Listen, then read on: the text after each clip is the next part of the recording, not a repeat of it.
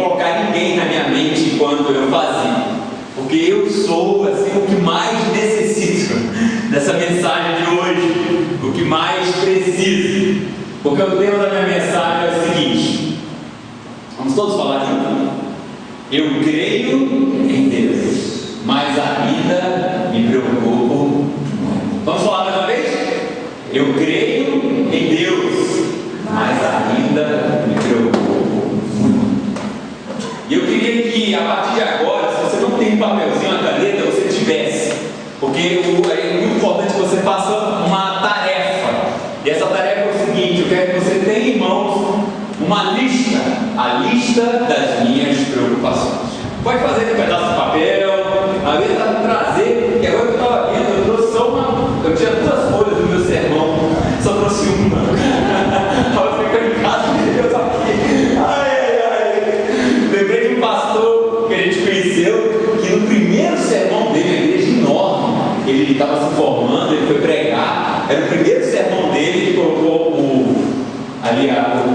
como é que se chama? O esboço dentro da Bíblia. Na hora que ele chegou e abriu a Bíblia, gente, mais de 3.000 pessoas, a igreja é muito grande. Cadê o esboço? A primeira mensagem dele começou a procurar, e eu estou sentindo que o coral tem que cantar novamente, a igreja do coral. Então o coral cantar e ele procurar e não achava. A única coisa que ele lembrava era o seguinte: que ele tinha escrito no esboço dele que Deus é grande. Ele pegou o microfone: irmão, Deus é grande. Deus é maior do que esse poste. Deus é maior do que esse. Irmão, Deus é grande. E passou em 5 minutos essa história: Deus é grande, Deus é grande, pregou e sentou lá e chorou. De raiva, de desapontamento, né? Ele disse que a partir daí nunca mais dependeu de esboço, né? Pô, eu precisava do meu esboço aqui, mas vou tentar puxar. Você tem misericórdia de mim. Para concluir a mensagem que tem, tá bom? Deus é grande, amém? Então faça a lista das suas preocupações aí, tá? Faça a lista das suas preocupações. Pode começar a escrever aí. Quais são as suas preocupações? E no final, vá preenchendo durante a mensagem também, tá bom? Mas pode ir colocando aí, e no final nós vamos colocar essas preocupações aqui no altar de Deus, tá bem? Então vai colocando enquanto eu vou falando aqui. Eu disse que eu não preciso pensar em ninguém, porque eu sou muito preocupado, gente. Nossa, como eu sou preocupado. Recentemente eu fiz muitos exames, porque eu estava me sentindo muito fraco, muito cansado. Chegava às 18 horas, assim, eu estava completamente exaurido de energia. Então me indicaram o médico, eu fui, o médico fez 200 tipos de exame, cortou o cabelo, mandou o cabelo para os Estados Unidos, fez exame de alergia a alimentos, um monte de coisa, né? Chegou os exames, o resultado era tão grande que eu não tive coragem de ler, eu tive preguiça.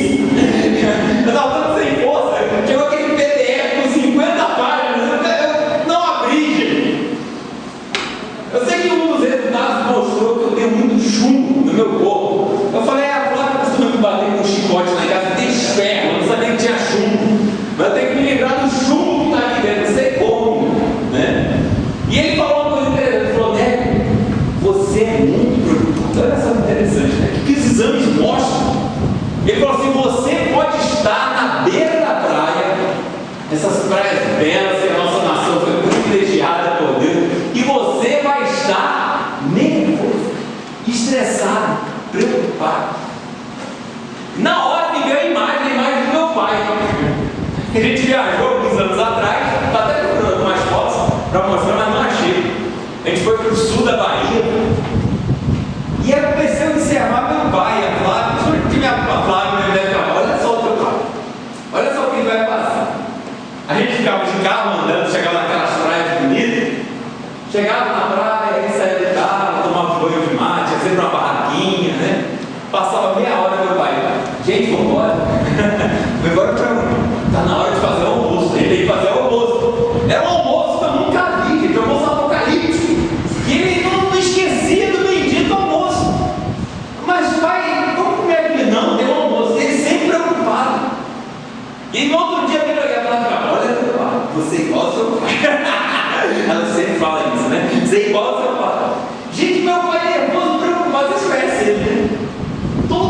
política, já aposentado há muitos anos, mas todo dia tem um almoço, tem alguma coisa que deixa ele nervoso e preocupado.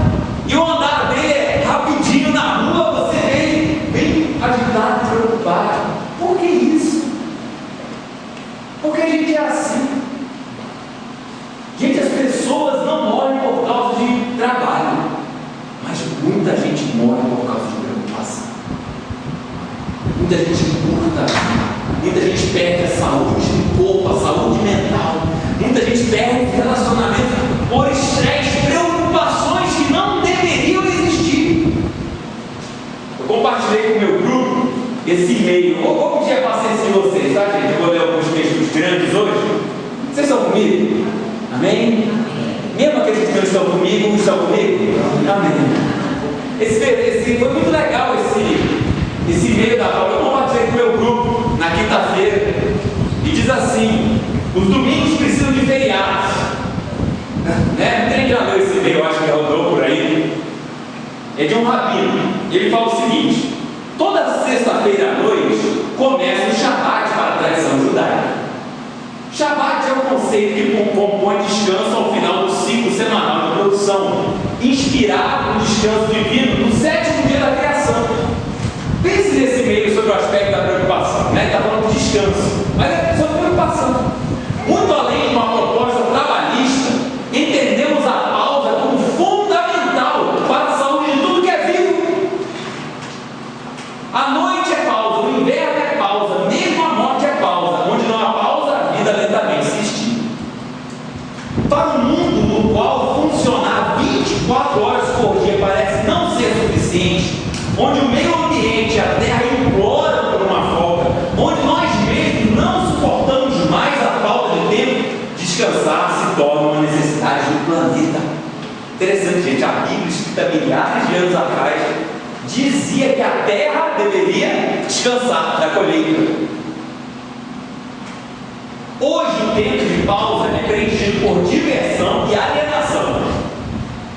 Lazer não é feito de descanso, mas de ocupações para nos ocupar. A própria palavra entretenimento indica o desejo de não parar, e a incapacidade de parar é uma forma de depressão. O mundo está deprimido e a indústria do entretenimento cresce nessas condições. Nossas cidades se parecem cada vez mais com a Disneylândia. Longas filas para aproveitar experiências pouco interativas. Fim de dia com gosto de vazio. Um divertido que não é bom nem é ruim. Dia pronto para ser esquecido. Não fossem as fotos e a memória de uma expectativa frustrada que ninguém revela para não dar o gostinho ao próximo. Entramos no milênio num mundo que é um grande shopping. A internet e a televisão não dormem. Não há mais insônia solitária. Solitária é quem dorme. As bolsas do Ocidente e do Oriente se revezam fazendo ganhar e perder das informações e dos rumores, atividades incessantes. A CNN vê como um tempo linear que só pode parar no fim. Mas as paradas estão por toda a caminhada e por todo o processo. Sem acostamento, a vida parece fluir mais rápida e eficiente, mas ao custo fóbico de uma paisagem que passa. O futuro é tão rápido que se confunde com o presente. As montanhas estão olheiras, os rios precisam de um bom banho, as cidades de uma cochilada, o mar de umas férias, domingo de um feriado. Nossos namorados querem ficar, trocando ser pelo estar. Saímos da escravidão do século XIX para o livre do século XXI. Um dia seremos nós. Quem tem tempo não é sério, quem não tem tempo é importante. Nunca fizemos tanto e realizamos tão pouco. Nunca tantos fizeram tanto por tão poucos. Parar não é interromper. Muitas vezes continuar é que é uma interrupção. O dia de não trabalhar não é o dia de se distrair, literalmente ficar desatento. É um dia de atenção, de ser atencioso consigo e com sua vida. A pergunta que as pessoas se fazem no descanso é: o que vamos fazer hoje? Não é assim, gente? Já marcada pela ansiedade. E sonhamos com uma longevidade de 120 anos quando não sabemos o que fazer numa tarde de domingo. Quem ganha tempo por definição perde. Quem mata tempo perde-se mortalmente. É este o grande radicalismo envelhece nossa alegria, o sonho de fazer com o tempo ao mercado livre. Em tempos de novo milênio, vamos resgatar coisas que são milenárias. A pausa é que traz a surpresa e não o que vem depois. A pausa é que dá sentido à caminhada. A prática espiritual desse milênio será viver as pausas. Não haverá maior sábio do que aquele que souber quando algo terminou e quando algo vai começar. Afinal, por que o Criador descansou? Conclui o Rabino. E eu decorei essa frase, tenho tentado falar para mim mesmo. Talvez porque mais difícil do que iniciar o processo do nada seja dá-lo como. Por que o Criador descansou? Talvez porque mais difícil do que iniciar o processo do nada seja dá-lo como. Gente, eu confesso que muitas vezes eu não consigo vivenciar esse salmo, que eu também tenho decorado. Pode passar, tá? Vamos ler juntos?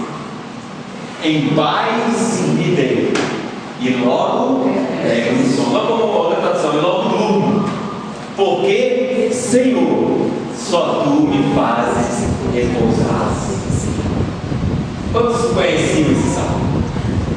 É um salmo bem difícil. Onde falar quando você tem? Eu confesso que durmo bem, mas o meu dia é cheio de preocupações, cheio de estresse. E eu confesso como pecado, como erro, coisas estão lá dentro que não se justificam, gente. Acho engraçado porque você já viu criança ficar perguntando para outra como foi a noite de dormir? Não, né? Como é que você dormiu ontem à noite? Criança pergunta isso. Como é que foi a sua qualidade e a extensão do seu momento de inconsciência? Fala isso. Crianças têm mais do que com se preocupar, gente. Mas é a nossa primeira pergunta do dia, né? Porque se a gente não tiver aquele momentinho, como suportar os estresses e as preocupações do dia? Gente, eu quero falar que nessa noite, não quero usar Deus para dizer que Deus vai livrar você das suas preocupações. Não quero usar Deus nesse sentido, porque preocupação é que nem sono. Quanto mais você quer, menos você tem. E se você buscar um foco em não se preocupar, você vai se tornar mais preocupado. Aliás, até eu tanto falar de preocupação, você começa a ficar mais preocupado. E eu já estou mais preocupado porque eu sou um sujeito preocupado. Isso é uma bola de neve, tem gente doida.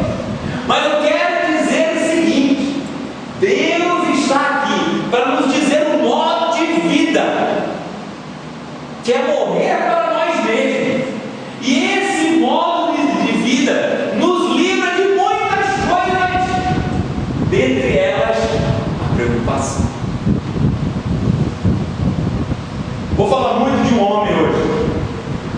Esse aqui, Dietrich Bonhoeffer. Quantos já ouviram falar desse autor? Um grande teólogo alemão do início do século. Ele foi um homem que realmente abriu mão de tudo para seguir Jesus. E um grande defensor, uma pessoa que falava muito contra a famosa graça barata. Até hoje em dia está muito comum, né? A graça barata. Não existe isso, essa graça barata. Custou tudo a Jesus e custa tudo a nós segui-lo. Existe um filme famoso que fala de um complô que tentou matar Hitler. Eu não sei quantos viram esse filme. Já viram? Dietrich Bonhoeffer fez parte desse complô. Interessante que ele era um cara pacifista. E as pessoas perguntaram depois: por que você fez isso? Ele falou: olha, eu não sei. Mas talvez porque eu prefira fazer alguma coisa má do que ser mal. Mas ele não se justificou, ele disse que foi um pecado, mas ele disse que parece que ele precisava fazer aquilo. E diz a história que essa é uma história verdadeira desse filme, e era uma mala com explosivos e foi colocada próxima e tudo funcionou como planejado. No último momento, um guarda, não se sabe porquê. Eu vou dizer Operação Valkyria. No último momento, diz a história que o guarda moveu a pasta. Na hora que a pasta explodiu, a forma como ela explodiu moveu a mesa, protegendo ele.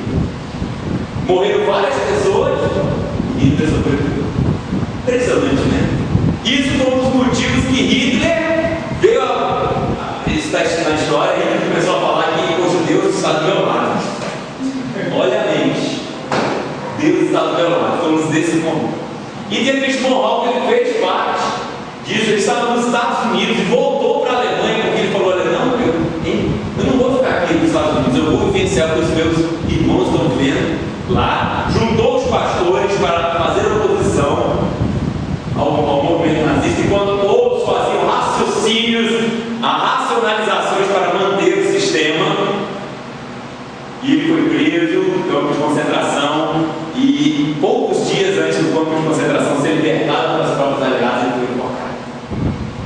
Ele deixou um legado, muito jovem, morreu 30 e poucos anos, e o primeiro sermão que Dietrich Bonhoeffer pregou foi no Salmo 121, que nós vamos ler agora. Se trouxe a sua Bíblia, abra, senão você lê aqui junto comigo. Foi o primeiro sermão dele. Vamos ler juntos? Vamos lá? Eleva os olhos para os montes, de onde me virá o socorro? O meu socorro vem do Senhor, que fez os céus e a terra. Ele não permitirá que os teus pés vacilem, não dormitará aquele que te guarda. É certo que não dormita, nem dorme o guarda de Israel. O Senhor é quem te guarda. O Senhor é a tua sombra à tua direita. De dia não te molestará o sol, nem de noite. O Senhor te guardará de todo mal. Guardará a tua alma. O Senhor guardará a tua saída e a tua entrada, desde agora. Lindo, Deus. Por exemplo de uma palavra inspirada por Deus, imersa na cultura judaica, que é cheia de imagens, cheia de coisas tangíveis e palpáveis. Vou gastar os próximos 15 minutinhos falando só sobre esse texto, tá bom? Então mantém ele aí. Eu vou falar sobre ele. O versículo 1, pode passar, diz assim: elevo os olhos. Dá uma levantada assim nos seus olhos. Eleva. Aqui não dá para ver muita coisa, né? Mas quando você sai, você eleva os olhos. Isso pode ser positivo ou negativo.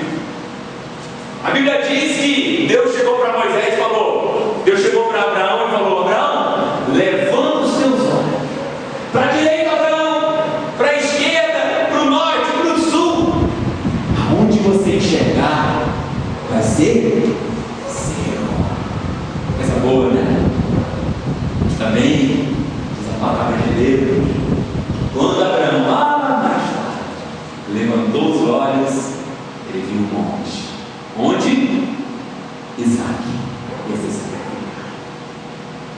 Levanta os olhos. Levanta os olhos. Para onde você tem levantado os seus olhos? Porque essa expressão significa o seguinte: a liberdade que eu e você temos de onde concentrar a nossa atenção, o nosso imaginário. E onde é que você tem, para onde você tem levantado os seus olhos? Talvez nessa noite, lembrando as suas preocupações, você tenha levantado seus olhos para a sua conta bancária, dinheiro, carro, casa, Deus, saúde, família. Nós temos essa liberdade aqui. Para onde estamos levantando os nossos? Onde estamos concentrando a nossa mente? O salmista falou o seguinte, pode passar para o outro: eleva os meus olhos para onde? Nesse texto, e na maioria das passagens bíblicas, monte significa problema, dificuldade. Por quê? Porque naquele sistema, naquela cultura, eles se deslocavam, e ao se deslocar os montes impediam, né? Impediam. Eu acho